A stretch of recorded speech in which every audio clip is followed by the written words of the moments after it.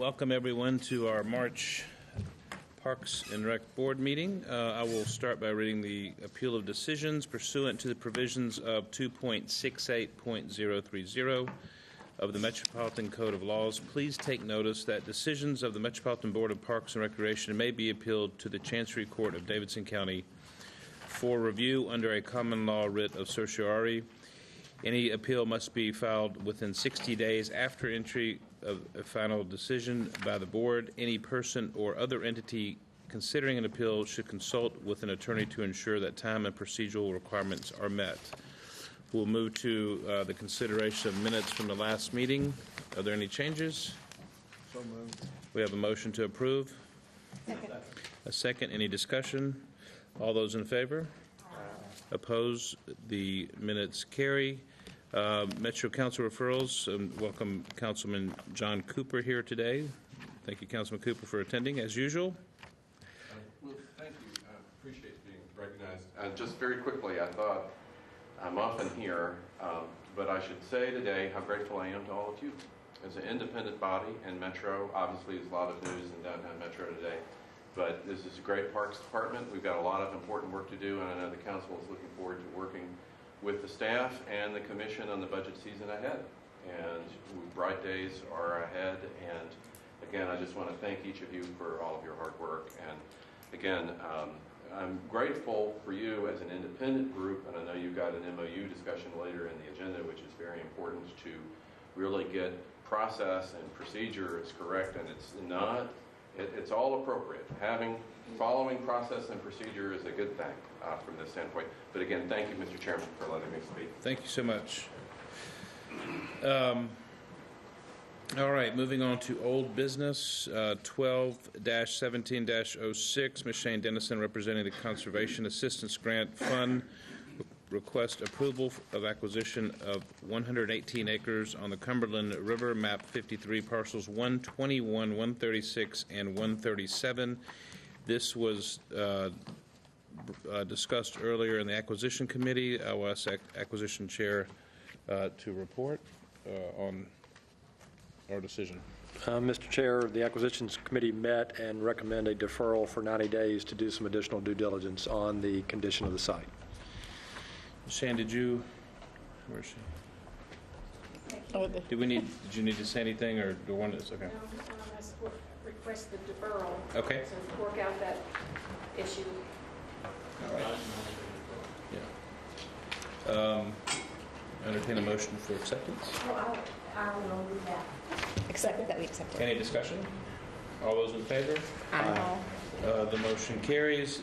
Moving on to 12-17-07, Ms. Shane Dennison, representing the Conservation Assistance Grant Fund, request approval acquisition of 4.6 acres on Highway 100, map 143, parcel 029. Acquisition Committee met and move approval. Second. I move that. Recommend the motion. I recommend the motion. Second. Sorry. Any discussion? All those in favor? Aye. The motion is approved. 01-1804, Dr. William H. Friss, Vice President of the Dorothy Kate and Thomas F. Friss Foundation. Request approval from the board to accept a donation of real property, 51 acres, located on 0 Morton Mill Road, Nashville, Tennessee, 37221. Acquisition Committee recommends approval. I move that we accept the We recommendation. have a motion. Second. And second, any discussion? All those in favor? Aye. The motion carries.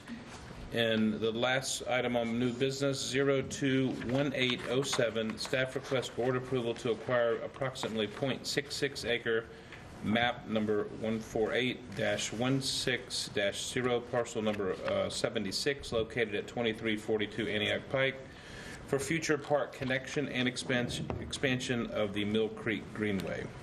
The Acquisition Committee met and we recommend approval. Move for approval. I get a motion, a second? Second. Any discussion? All those in favor? Aye. Opposed? The motion carries. We'll move on to the consent agenda. If there's no opposition, we'll entertain the consent agenda in total. Entertain a motion for approval. So moved. Is there a second? Second. Any discussion? All those in favor? Aye. Opposed? The consent agenda carries. Moving on to new business. All right, new business 03-18-08. Staff requests board approval to enter into a memorandum of understanding between the Board of Fair Commissioners and Metro Parks for the operation and maintenance of public park. This is an operation and maintenance MOU between, again, the Parks Department and the Fairgrounds for the new 22-acre park that's being built there. The property will be retained by the Fairgrounds. It will not become park property. But this agreement is for us to manage the multipurpose fields, schedule those fields similar to the way that we do with other fields across the county. The utilities will be borne by the Fairgrounds, and that's it. And this is for a 5-year term, but it's dissolvable by either party, by either us or the Fairgrounds. Now, this property abuts the, where we will have the new soccer. It does. It's down on Craighead, the Craighead side. It is. Any other questions? Can you explain the revenue,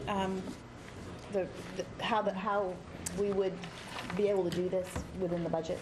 The revenue, well, we will actually make an additional request of the Finance Department for maintenance of this particular location, in addition to all of the others that are coming online in the park system. So this would be included. So we'd have in addition to the budget. It's not self-sustaining. Right. We would need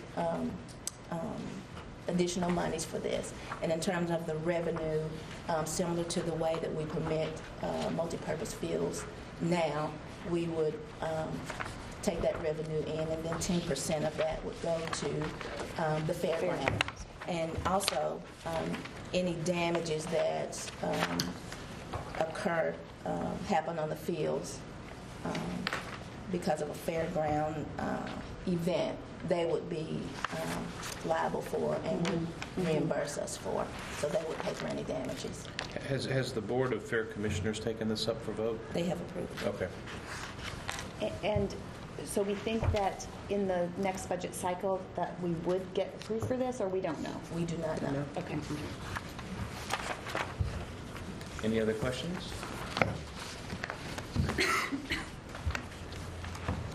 The staff recommends that we approve this. If someone would like to make a motion.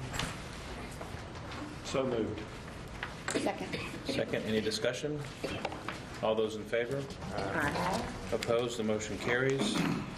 03-1809, Mr. Will Stanley, representing Tennessee's Stream Mitigation Program, request approval from the board to extend the current term of the existing conservation easement option agreement for the Lockland Springs Stream Restoration Project at the Shelby Park Golf for 5 years. Tim, would you like to? Sure. As I think you know, we've been working for some time with the stream mitigation program on a potential project at the Shelby Golf Course. And earlier this year, as we moved more deeply into the project, determined that the number of improvements to the golf course that would be necessary that do not qualify for the stream mitigation funds that we would have to bear exceeded our funding capacity. So we hope that in a future year we can acquire the additional funds to move forward with the easement and the stream restoration. But for now, we would like to extend that agreement in order to keep the door open on it for future implementation. Approval of the extension. Have a motion? Second. Any discussion? All those in favor? Opposed? The motion carries. 03-18-10, Mr. Will Stanley, representing Tennessee Stream Mitigation Program, requests approval from the board to enter into a conservation easement option agreement for the proposed Cane Ridge Restoration Project at Southeast Regional Park. Tim? And by the way, Will's here, so I don't know, do you want to speak on either of these? Sure, I can add to it if you like. Sure, that'd be great. The Metro, sure. As Tim mentioned, we're working with Metro to identify more opportunities for stream mitigation in Davidson County. And Cane Ridge Park, or rather the Southeast Regional Park, Metro approached us as that may be an opportunity for a large parcel to do some stream mitigation in Davidson County. The project would allow for habitat improvement, erosion reduction, and improvement of water quality on a future Metro Park. And so we are hoping to move forward with the easement option required to protect mitigation projects. So. This is the 600-acre Antioch Southeast site that we just completed the master plan on, and this is completely consistent with the master plan. That's great. Thank you. Good. Thanks. We have a motion for approval. A second. Any discussion? All those in favor? Aye. Opposed? The motion carries. Thank you, Mr. Stanley and Tim.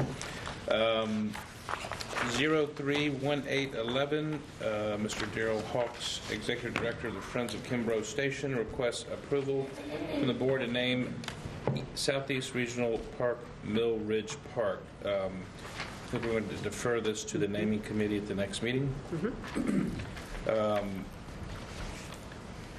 The next item in new business, 031812, Mr. Chris Stacy and Mr. Aaron Clark, representing Glow at Nashville, request preliminary approval from the board of a multi-year lease for use of Riverfront Park for the time period between Thanksgiving and New Year's Eve to offer a unique Christmas light and holiday experience to Nashville residents and visitors. And I think we have a little presentation here. Just a way of introduction, Chris Stacy and Aaron have both been guys in the entertainment business in Nashville for quite a while. I've known Chris for years. They came to us with this concept about, and I'm not going to try and go into it, they'll do a much better job explaining what it is that they're doing.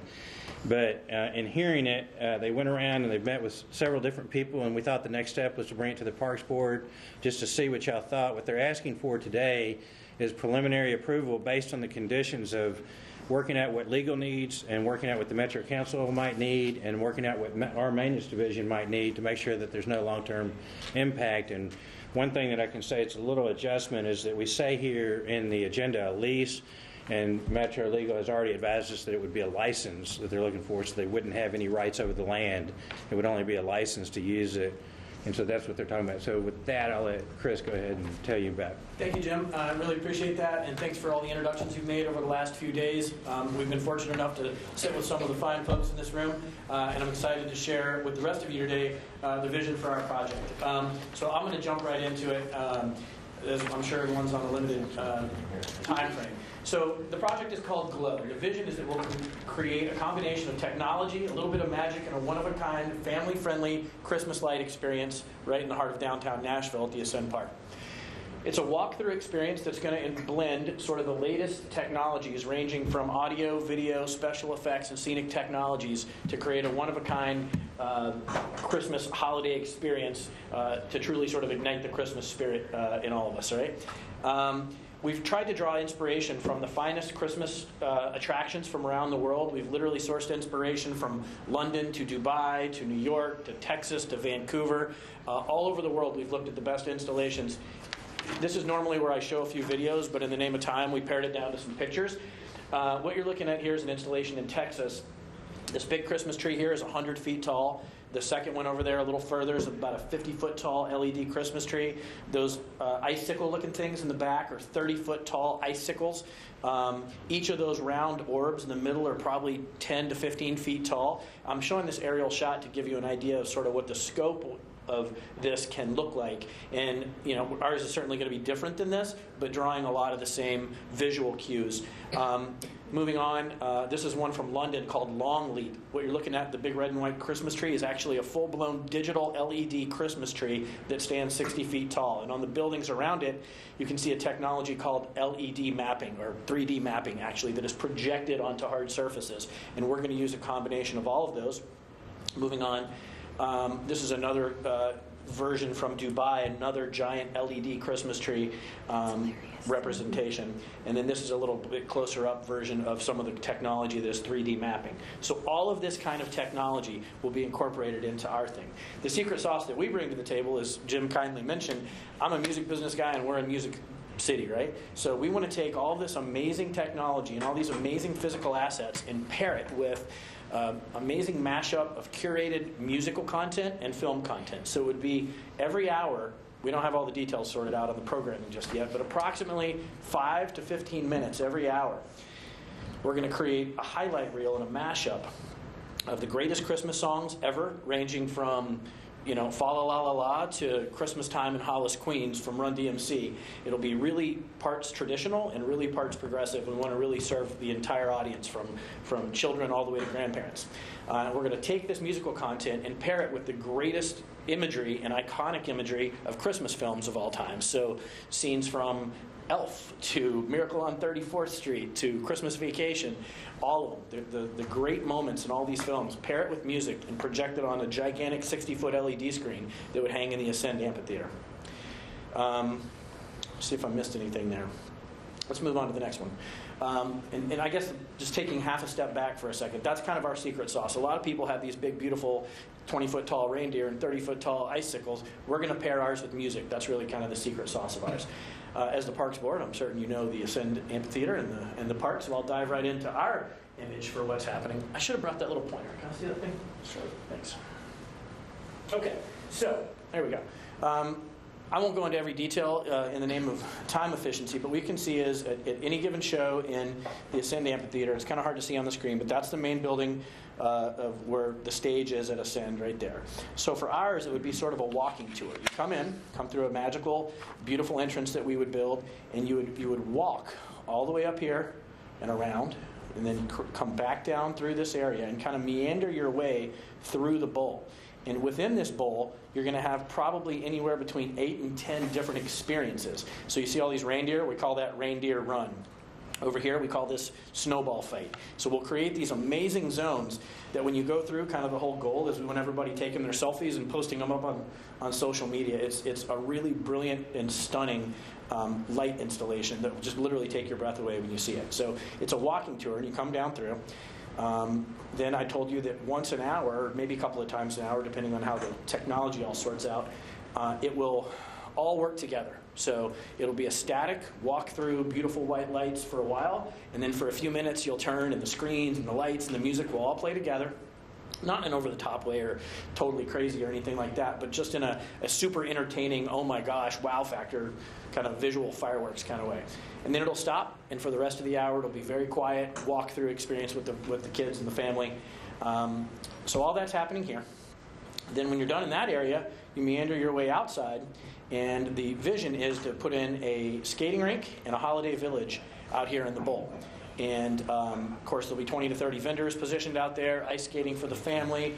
I want everyone to understand this is an extremely preliminary first draft, but this is kind of the vision of where we're headed if everything goes in the appropriate direction. So that's kind of a quick summary of the site map. A little bit more about the business. The vision is that we would run from Thanksgiving through New Year's Eve, 5 p.m. to 10 p.m., We're very aware of sort of noise ordinances and the fact that we're in the middle of a downtown, urban area. We want to respect all of that. We project an attendance of probably 4,000 to 5,000 people a night on the weekdays, hopefully as high as 5 to 6 on the weekends. And this isn't like a normal concert at Ascend. This would be much more throttled in that it's a 5-hour window. Like if you come to a concert, you show up at 8 o'clock and there's 6,000 people in there. In our case, doors open at 5 and until 10, we'll be throttling 1,500, 2,000 people an hour in there. And I think that's significant because of potential impact on traffic. We don't think there'll be much impact, hopefully. we've done a lot of homework. We've met with a lot of people in this room and others trying to kind of pinpoint possible issues. A couple of things that have been brought to our attention I just wanted to share with the room in the spirit of transparency and working together to find the right solutions for each of these issues. Obviously, we want to create a family-friendly attraction downtown that's going to draw families. One of the issues that's been brought to our attention is the dog park. We've told that is a no-go. You're not taking away the dog park, so get it, no problem. We will create a plan, work together to figure that out.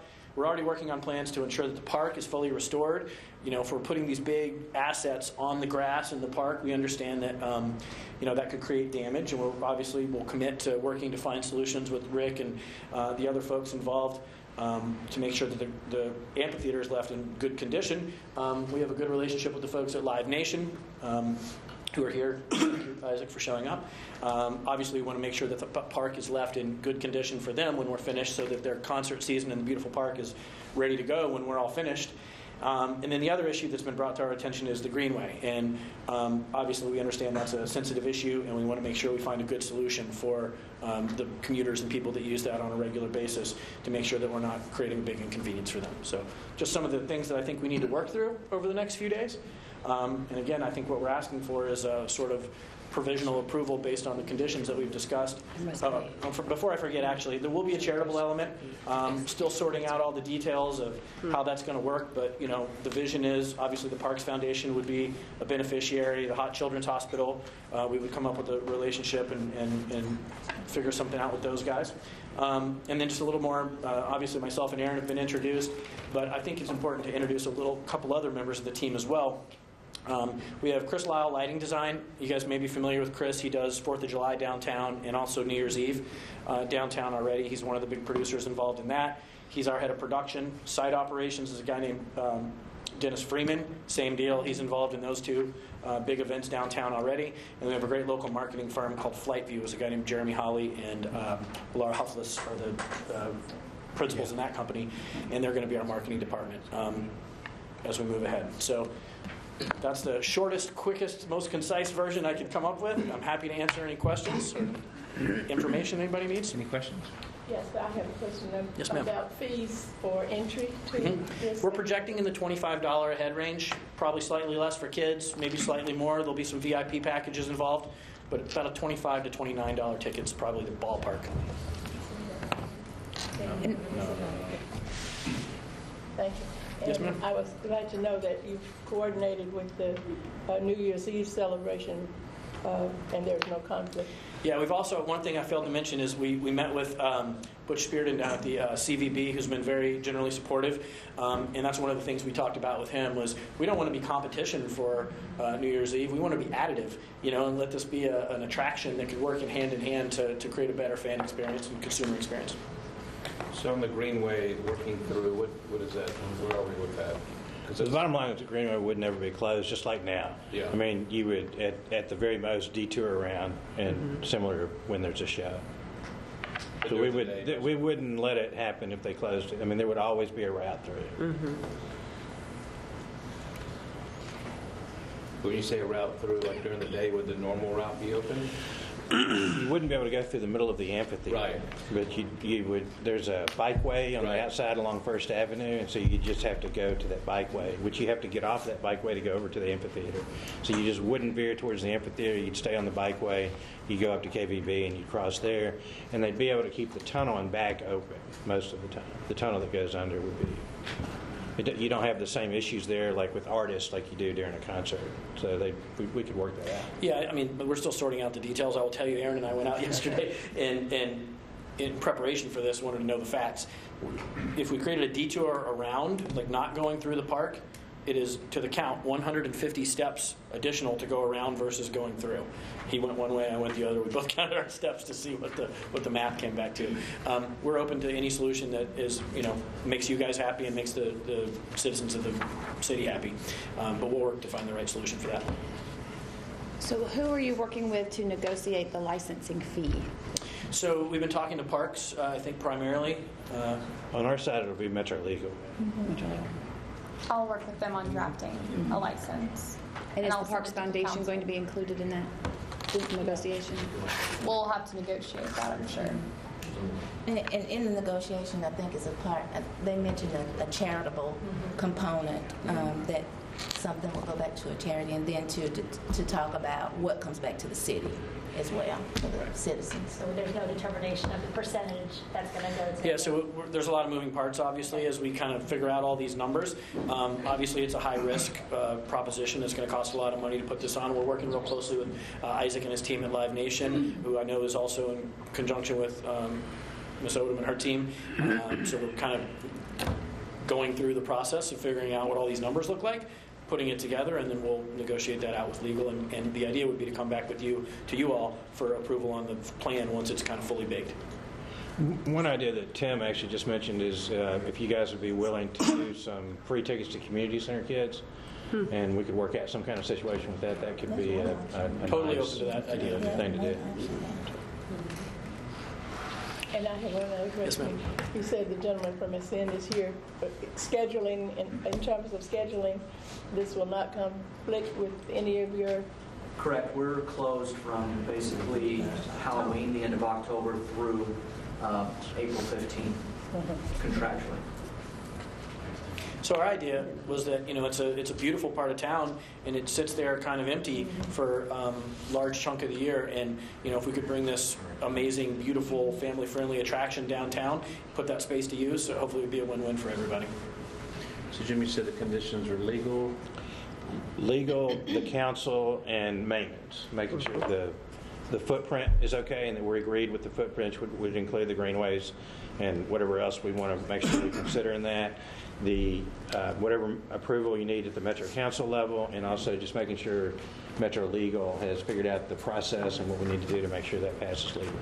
I think it'll come back to you all before it goes to council. Okay. If I could just add one thing quickly.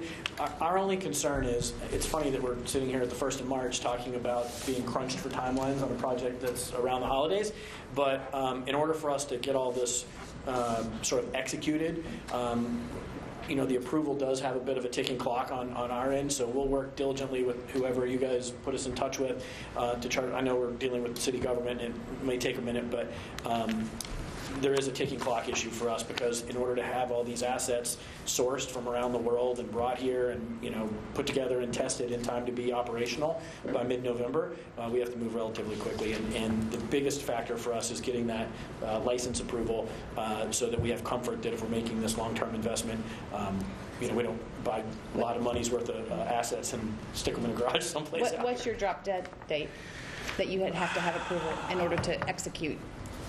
You want to? I would say end of April, early May would be probably the.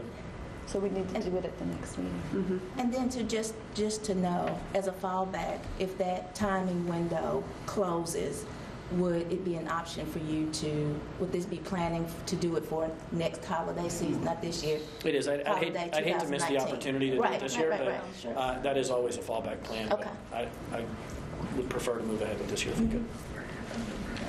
And can you give us an idea of what your initial investment would be? Yeah, it's frightening. It's about a $5 million investment. Say that one more time. $5 million is the first draft budget.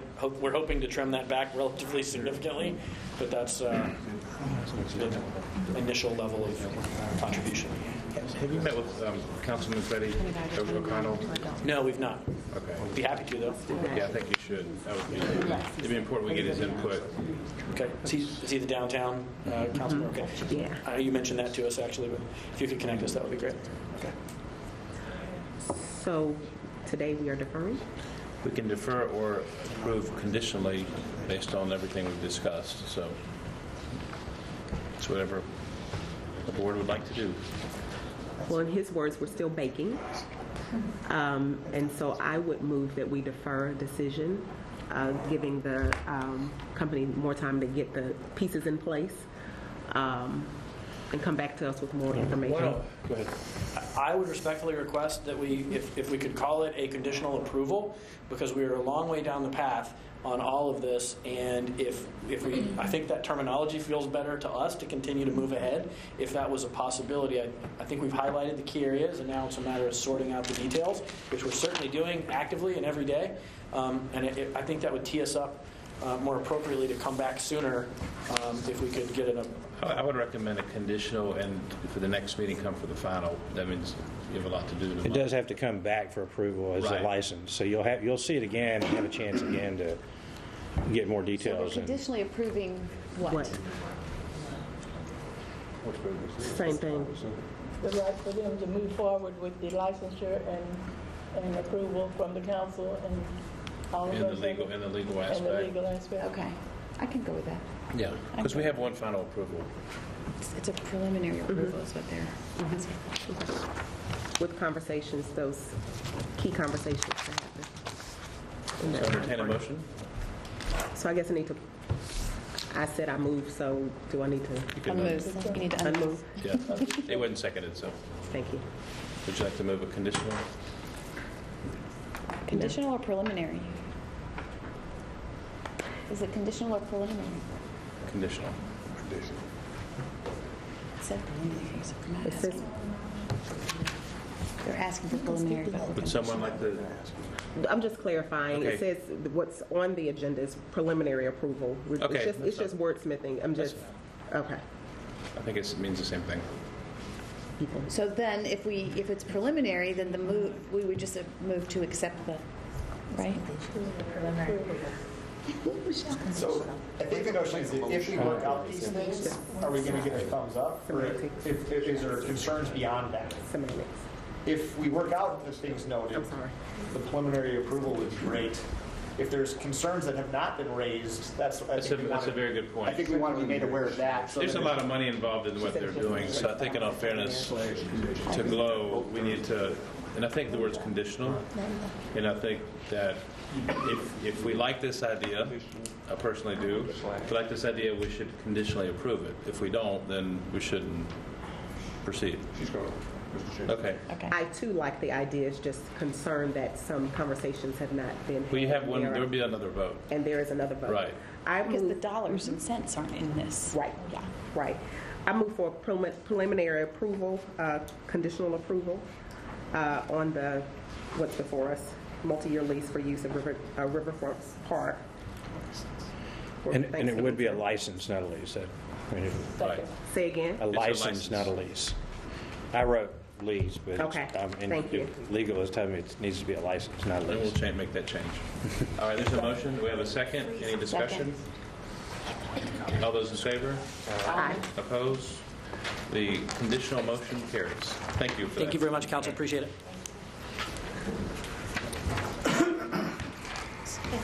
All right. Are these going to come back? Okay, the last item on new business, 031813, Ms. Carolyn Vincent, representing Metro Arts. Nashville Office of Arts and Culture requests board approval to place public art in the new 600-acre Southeast Regional Davidson County Park. Also on our agenda under special presentations, Ms. Carolyn Vincent requests to give us an update on the parks, and so projects for Smith Springs and Madison Centers, we'll get to that. But let's go ahead and join. Surprise, I'm not Carolyn. Yeah. Hi. Well, okay, go ahead. Oh, are we going to do Live Nation instead? We're not. Sorry. Let's address the motion 031813. So, you want to talk about that, the borough approval for public? Yes. Okay, good. Yeah. So, as you all know, hi everyone, I'm Jen Cole, I'm the Executive Director, and can you move that forward, please? Yes. We come to the Parks Board to seek approval for locations for new public art.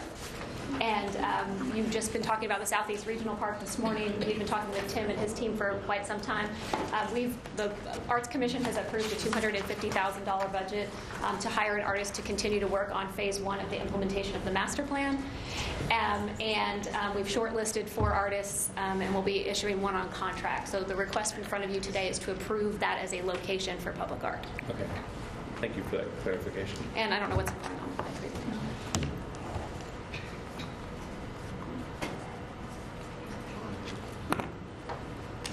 Sorry. You've seen the park. I'm not showing you any pictures of art. We Okay, haven't chosen so- that yet. so there's- No, this is just for you to say, yes, we want public art Okay, in the okay. park. So we have a motion to consider to approve public art in the Southeast Regional Park. Someone want to make a motion? We have a motion, a second? Second. Any discussion? All those in favor? Aye. Opposed, the motion carries. Thank you. Sorry about that confusion. All right, so that's the end of new business. Moving on to special presentations and introductions, recognition. Would you like to read that? Sure. We have recognition of Mr. Lloyd McGinnis upon his retirement from Metro Parks after 32 years of service. I think his last day of work was last Wednesday, and he's in the Consolidated Maintenance Division, and Rick Taylor is going to address us. Mr. Chairman, members of the board, Director Odom, it's my pleasure to recognize Lloyd McGinnis. Come on up here, Lloyd. 32 years of service to this wonderful city of Nashville. He actually started in parks as a kid, as a youth, and 10 years old, using West Park every day as his place of play, basketball and sports, etc. He started working with us in 1986 as a plumber, and after 32 years, he has decided to hang it up, retire, spend time with his family. He's married to his high school sweetheart, Sheila, for 29 years. He has 3 children, Caleb, Bailey, and Aiden. And his nickname is Pumpkin. I don't know the origin of that nickname. He can explain that to you.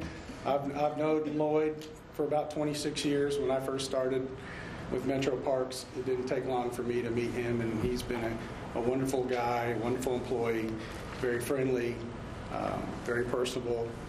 He has a little trick, though, that he uses when he goes to dog parks. He always has the dog biscuits in his pocket when he goes to work on a water fountain there. So he's been very, very instrumental in installing water fountains all over the city, whether it's a dog park or a greenway, trailhead. Some of those projects, a couple hundred feet of water lines and water meters and water taps, et cetera. But this is your chance, Lloyd. You can say whatever you want to. Thank you, Rick. Thank you. Board and park members. I'm grateful for the opportunity that was given to me back 32 years ago to work here in the city, and I have no regrets. It's been great. It's provided a great living for me and my family, and I'm looking ahead for new things, new adventures with me and my wife, and it's good. And I just wanted to thank y'all in this city for giving me the opportunity. And I've met so many people and over the years and seen different mayors and directors and assistant directors, but it's been really good. I'm just very grateful for that opportunity to serve, and I'd just like to thank. There's the one man he had passed some time ago, but Earl Woolwine gave me the opportunity, and I'm so grateful for that, and I really appreciated him giving me the opportunity to come in and work, and then for 32 years now. So I'm going to miss it. I'm going to miss my coworkers, my people that I've known, and all the relationships I've built over the years. And I will truly miss that. But I am one that probably stop in and say hello and greet and always check back. So thanks again, and thanks for letting me be recognized here today. It's such an honor. I appreciate it very much. Thank y'all.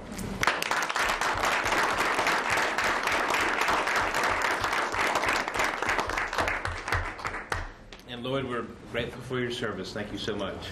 We really appreciate it. All right, moving to recognition of Ms. Cassie Diaz, Recreation Leader at Coleman Regional Center, and Shayla Humphreys, Recreation Leader at Hartman Regional Center, for being selected to attend the Frontiers in Urban Science Exploration Institute's National Conference in Brooklyn, New York. Wow. They both have been successful in implementing STEM programming through NAZA and presented their success story to leaders from cities such as New York City, Providence, Boston, and Chicago. Are both of you here? Here you are, right there. Would you like to sit? We started implementing STEM programming in 2016 as part of a pilot program through NASA. And these two took a deep dive into implementation. They really honed in and got the kids involved in programming. And for them to fly away to Brooklyn, New York, and be recognized is such an honor. And particularly with Cassie, I've known her since she was 16 years old. So to see her grow and come up and be recognized for this is an honor. Congratulations.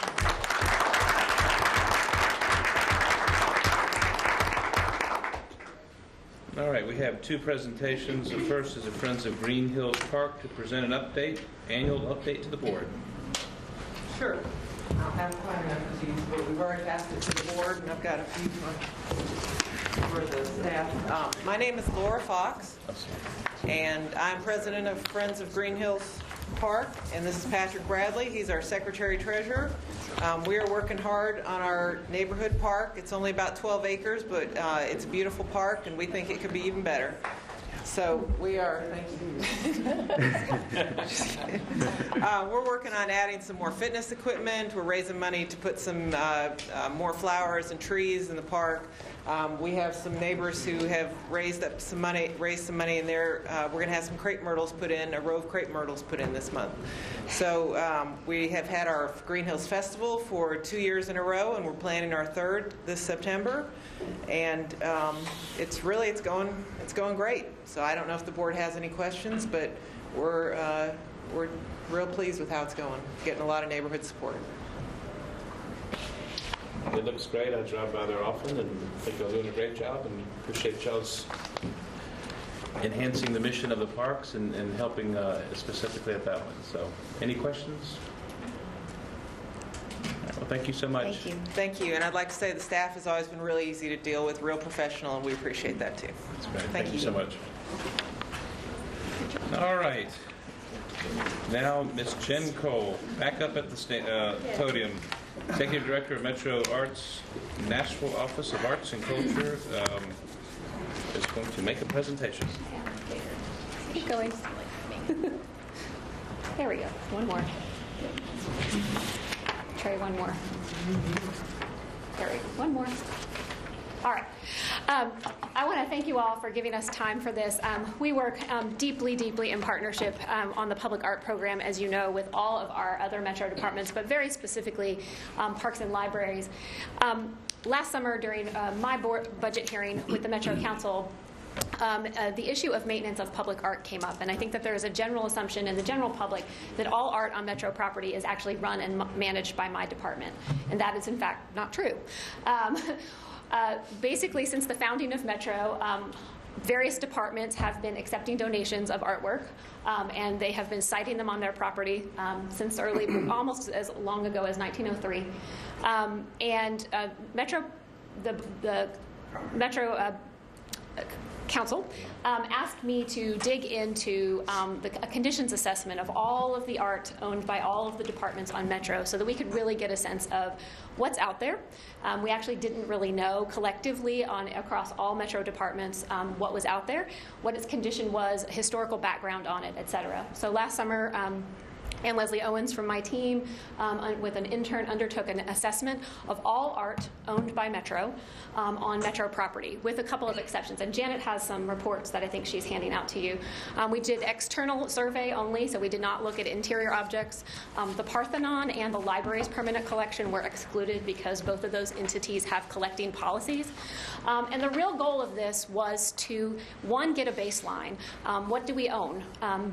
And to really look then at public policies relative to it, just so that you all know, you have your own policy about accepting donated art that was implemented in 2008, and the library has a policy that's actually currently under revision in 2010. No other Metro department besides Parks, Libraries, and Arts have actually any written policies about donated art or art acceptances. And so to that end, we've had 100 years of collecting and not a clear sense of who owns what and what it is. So if we could go to the next slide. Really, the purpose of this was to identify what's out there, get as much detailed information as we could on it, what the artist was, how it came into our possession as a government, were there any requirements put on the donation maybe 50, 60 years ago that may have been lost track of time, and to put everything in one centralized database with historical and legal records so that all departments who manage art objects have access to the same information. Go ahead. We surveyed and found more than 57 artworks owned across all departments. Of the 57 that we identified, 36 are Parks property.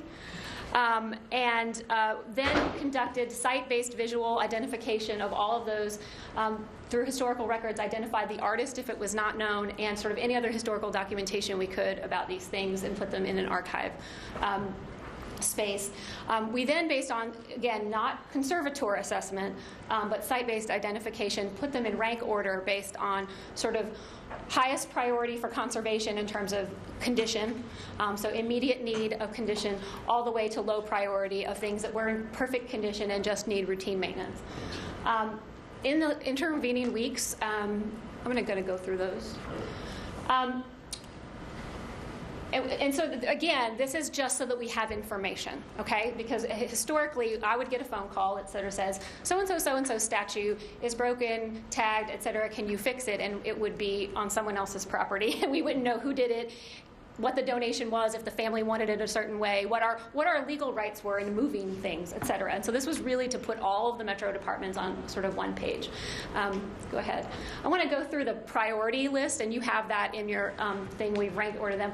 The 11 highest priority in terms of condition. And again, these are not validated by an independent conservator. These were done by our staff based on visual assessment and photographs. They range from 1902, 1907, all the way sort of to the present. 9 of them are at Metro Parks assets, and 2 of the others are at the courthouse or at the Jerry Baxter statue, which is a Metro Schools property. Again, these rough estimates are really based on research we've done across other cities and sort of how they've spent on similarly sized and shaped works of art for conservation. We go next. The medium priority lists really are, again, 1937 all the way to present. Some of those are also like this one cited in, that's Hermitage Park, and then on to the next one. And then some low priority ones, most of which have been recently installed in the last 10 to 15 years and are made of more durable materials and really can deal with annual washing, et cetera. So great, we've got this big list of stuff with lots of costs attached to it. So what do we do now? So in the last 3 or 4 months, I've been meeting internally. I've met several times with Monique, with historical, with general services, about what we can do, because it took us 100 years to get to this, and we're not going to sort of sort it out overnight. We can go to the next one, Trey.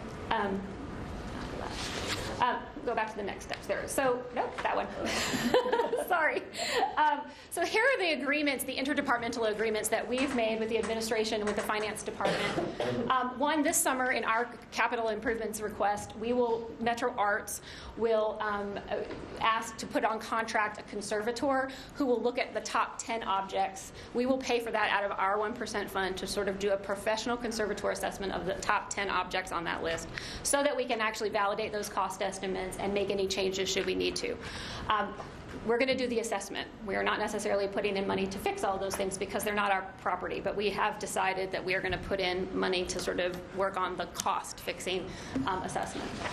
We're going to be convening an interdepartmental work group to kind of come up with clear deaccessioning criteria. Deaccessioning is when you decide, I don't want this anymore and it needs to go somewhere else. Or if it's not in good enough condition, I need to remove it from my property.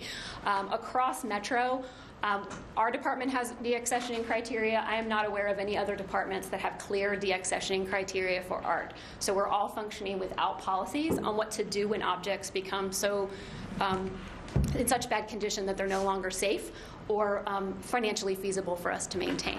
And as a government, a Metro government, I think there's a commitment to work together to put forward some policies that will help us all make better decisions.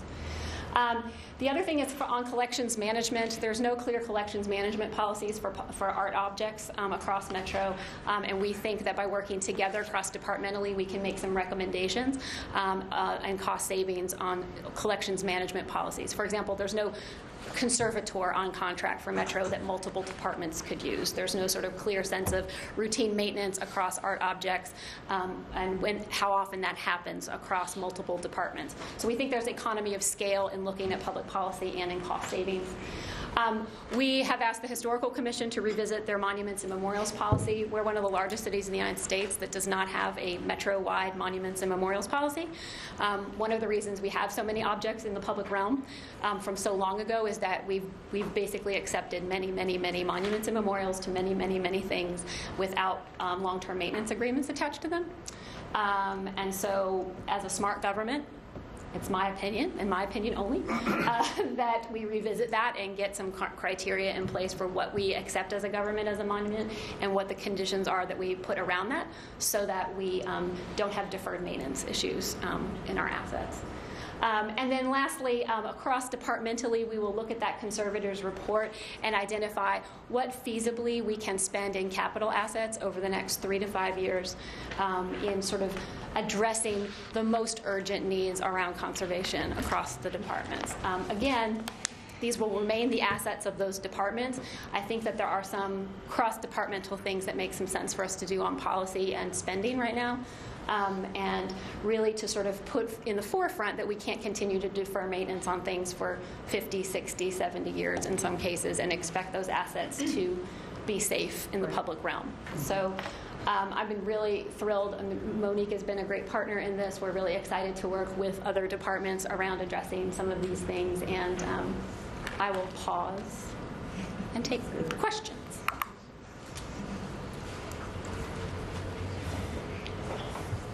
Any questions? I was surprised to see the Thomas Monument on here because we redid that about 8-9 years ago. And the Thomas family. I know. Under that. Art has to be maintained regularly and in an ongoing way. I mean, that's one of the issues at hand for the entire government is that because everything is not on a recurrent space of routine and regular maintenance, then we get to bigger conservation issues when there's those things are sort of not done, and those are done on a case-by-case basis. And the material and type also sort of depends. The other clarification that was made by the Finance Department, which I think has been a question mark, is that 4% funds are allowable for routine public art maintenance. So that is what my department does when we have non-capitalized maintenance. But for routine cleaning, repair, repowder coating of things, those funds are allowable for that. So that I think that decision by the Finance Department provide some latitude for departments who haven't really had choices in terms of what was available to them for routine maintenance. So, any other questions? All right, well, thank you. Thanks.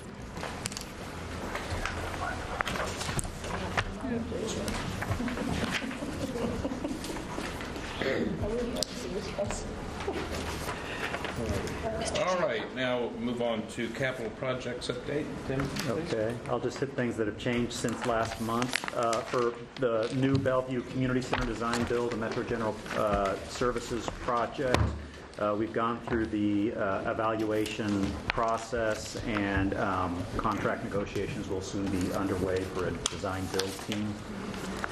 At Fort Negley, the cultural landscape report proposals are in, and later this week we will meet to begin evaluating those proposals. At Oakwood Park, we have successfully negotiated the terms of a construction contract, and we should have a start date very soon, but it sure better be in April, if not before then. Otherwise, we continue to move forward on design and construction on these other projects. Thank you, Tim.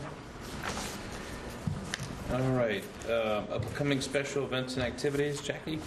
Well, as the one event former, your list gets a little bit longer for special events. On the 12th, we have a community meeting at 6 p.m. at Percy Warner Golf Clubhouse. That meeting is regarding the improvements in partnership with the Tennessee Golf Foundation. On the 14th, we have the Arbor Day celebration, 11 a.m. in Centennial Park. On the 24th through the 31st, we have a variety of public Easter egg hunts that are happening throughout the city. And then on the 25th, some of you may be familiar with this particular celebration. It's called the New Roz celebration. It starts at 10 a.m. in Edwin Warner Park. New Roz is the Curtis celebration of the Persian New Year holiday.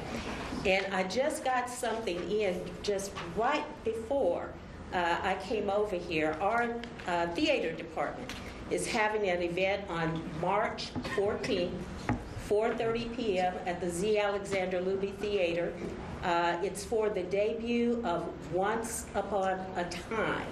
And that Once Upon a Time project is a collaboration between Metro Parks, the Nashville Public Library, and the Nashville Story Garden. And I will be sending you this invitation as soon as I get back. I have to go to that. Thank you for those updates. Before we move to the report of the director, I did want to mention that the board is going to have a tour, weather permitting. We'll decide late Friday, Janet, together, of Fort Negley on Saturday at 12:30. So we're looking forward to that and walking in the grounds there. So hopefully the rain prediction is incorrect, but we have 5 days, so we'll decide and let you know by email. Director? Well, just a couple of... Would you say something? I just realized that's coming up. Well, just a couple of items I would like to mention. As Jackie said, the weather is warming, as we've all seen, unless we get another cold snap. And we know what happens when the sun is shining and the weather is nice. Our parks are really full and busy. There are all kinds of activities. But I just wanted to acknowledge all of our staff is working very hard with all of the programs and activities and parks that folks use. And because there will be so much activity in the parks with the warm weather, and there is, just want you to be aware of a heightened civic engagement piece. You know, folks will reach out to you, all of us, letting us know where maybe we fall short in some areas of what they see. I'm being very diplomatic, aren't I? I'm trying. Or improvements that they see that we need to make. But I just wanted to make everybody aware that we are all working very hard. Every division of Metro Parks is working very hard, and all the employees to make our parks and facilities safe and user-friendly. So just want you to be aware of that heightened civic engagement that will probably be coming, and just know that we're doing our best. Secondly, and very quickly, you all know probably that the budget process, FY19 budget process, has actually started. We've submitted our requests, and so our meeting with the mayor to discuss FY19 budget is scheduled for March 19th at 2:30 p.m. in the mayor's media room. If that changes at all, we'll definitely make you aware. I also want to make you aware of a request or a budget savings target that departments received last week to assist with a supplement going to General Hospital. Our target is $1.7 million. We will do what we can to save, but are not. We will likely not hit $1.7 million. That's an aggressive request, especially at the last quarter of the fiscal year. 4 months. Sorry. 4 months, no way. 1 year, no way. But we will do what we can.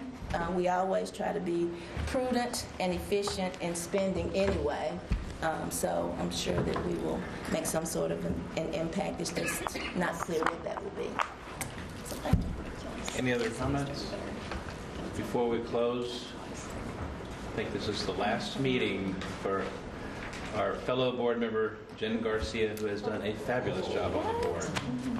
not going to be at the last meeting, and is not going. This is her the end. So it's been a pleasure working with you. Likewise. And we're going to miss you. Likewise. I'll be around. This will not be the last of me. Just here in this, behind this chair. So, thank you all. Thanks for everything you've done. It's been great. If there's nothing else, I'll entertain a motion for adjournment.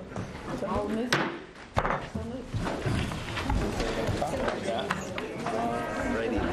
That time went backwards.